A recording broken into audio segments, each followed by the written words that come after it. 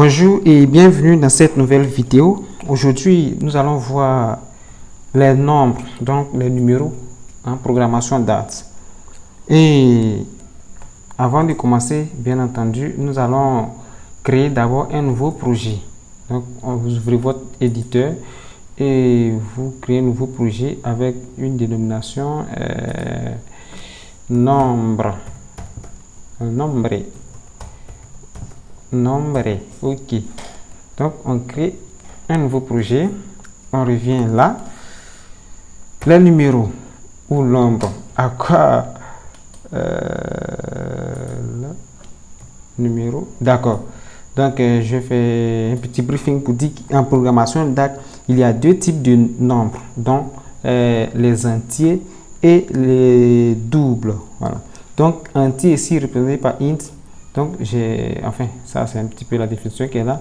Un entier, les entiers ici ont une taille arbitraire et le type de données int est utilisé pour la représentation faite.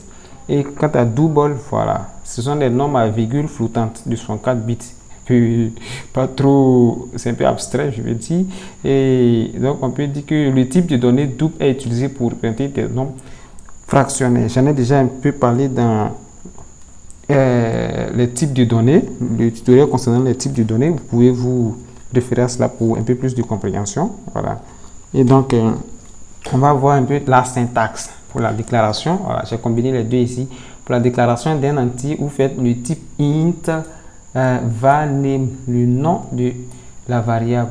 Si vous pouvez encore initialiser, donc libre à vous de faire votre choix. De même pour le type double. C'est vraiment pas compliqué. Donc, on peut aussi, voilà, il y a des propriétés liées à ces nombres-là. Donc, les nombres, tous ces deux nombres ont des propriétés communes, si je peux le dire. Voilà. Donc, nous allons voir un peu ces propriétés et aussi des méthodes à associer. Donc, ces propriétés, on a la première propriété ici qui est isFinite, un peu désordonné. IsInfinite pour voir si le nombre est fini, comme vous l'avez deviné, négatif, est signé, est pair et impair, voilà. Donc, pour chaque propriété, on fait le nombre num, par exemple la chaîne, ou encore pas la chaîne, le nombre point, la propriété, nom point propriété, nom point propriété. Donc, ça marche pour toutes les propriétés, voilà. Donc, isFinite ici, qu'est-ce que ça fait au juste? Ça renvoie vrai si le nombre est fini, ça renvoie faux si le nombre est infini. Donc, je prends isEven ici. Ça va renvoyer true si c'est un pair et ça va renvoyer false si c'est impair. Donc, du contraire pour isOdd. Donc, c'est un peu comme ça que ça marche. Maintenant, voyons voir les méthodes ici.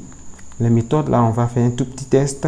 La méthode ABS pour voir si le nombre, la valeur absolue, celle pour, comment dirais-je, celle ici renvoie le plus petit entier non inférieur au nombre. Je dis bien non inférieur au nombre.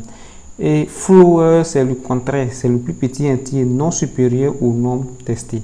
Maintenant, on a comparé tout. Vous l'avez deviné, on compare un nombre X à un nombre Y en parenthèse qui est là. Voilà. Maintenant, on a remainder qui renvoie le nombre tronqué. Remainder là. Un nombre tronqué après avoir divisé les deux nombres. Voilà. X représente, si on met X ici, X va représenter un divisé au fait. Voilà. Maintenant, il y a la méthode round. Round, qu'est-ce que lui fait lui? Round ici, c'est un terme anglais aussi, qui renvoie l'entier le plus proche du nombre actuel qu'on teste. Voilà. Et to double, vous l'avez deviné, pour convertir un double, un entier en double. To int pour convertir un double en entier. Donc, c'est vraiment pas compliqué, c'est tout à fait pratique. Et on fait un exemple ici. On va déclarer, là, on va déclarer un entier int entier. Donc, je vais prendre âge, âge. Maintenant, double l'âge, taille. Voilà, double taille. À int comme ça. Bon. je mets int égale à 23. Maintenant, double taille, je mets égal à 1.73, plutôt 74. Voilà. Maintenant, je vais tester ici.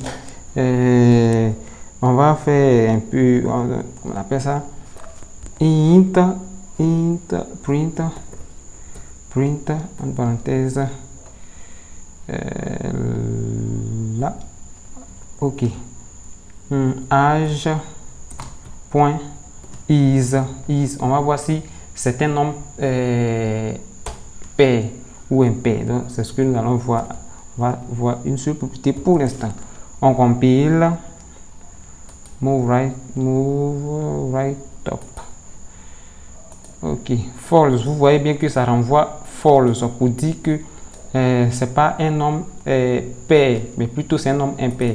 Si on met is old comme ça, is old, vous allez voir que ça va renvoyer true là, parce que 23 est un nombre impair, donc ça va renvoyer true. On attend true, voilà. Donc is old c'est un nombre impair. Par contre is even est un nombre pair. Maintenant on va dupliquer, on va truncate, taille.truncate, on va tronquer, on va tronquer, ok, la taille, on compile, voilà, la taille 1m74, quand on tronque, ça vient 74. Donc, truncate ici renvoie un entier après avoir supprimé tous les chiffres fractionnaires.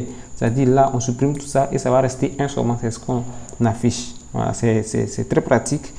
Donc, si je veux convertir ceci, par exemple, on va convertir âge en type, comment on appelle, double. Donc, il fait double